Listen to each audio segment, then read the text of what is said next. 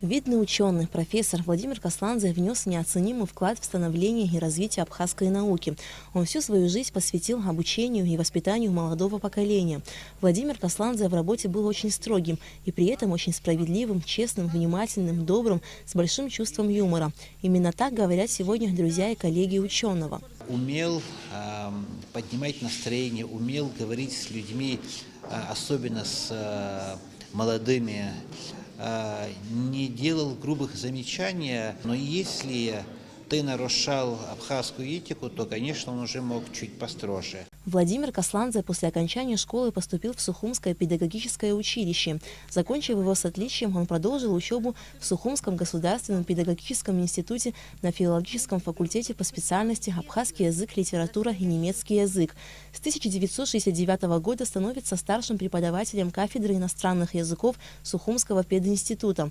В разные годы Владимир Касландзе являлся доцентом и профессором кафедры немецкого языка АГУ, был ректором СУИ, научным сотрудником отдела языка АБИГИ.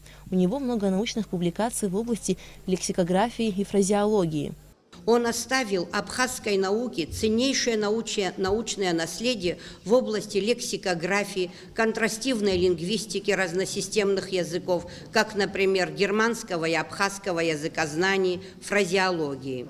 Его труды, научные монографии являются весомым подспорьем для ученых-лингвистов, преподавателей, аспирантов, а также для студентов при написании курсовых и дипломных работ. Ученый Владимир Касландзе прекрасно владел несколькими языками – абхазским, русским, немецким и грузинским. Издал различные словари на всех этих языках.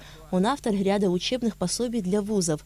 Следует выделить одну из последних его книг – «Фразеологический словарь абхазского языка», в котором впервые даются свыше 27 тысяч разработок фразеологизмов абхазского языка. Владимир Касландзе был настоящим патриотом своей страны. После гибели единственного сына на войне Владимир Касландзе не оставил научную деятельность. Наоборот, он считал своим долгом направить все свои силы на обучение молодых специалистов.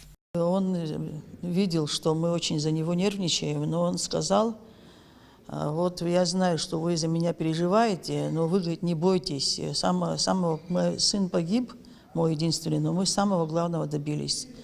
Вот у нас уже победа, мы свободны. Поэтому все оставшиеся силы я приложу обучению молодого поколения и дальше продвижению абхазской науки. Осталось немало научных трудов, над которыми работал Владимир Касландзе в последние годы своей жизни. Абхазский институт гуманитарных исследований намерен в скором будущем опубликовать их. На вечере памяти родным Владимира Касландзе передали орден Ахтзапша III степени, которым ученый был награжден еще при жизни. Алика Трапш, Михаил Братухин, Абхазское телевидение.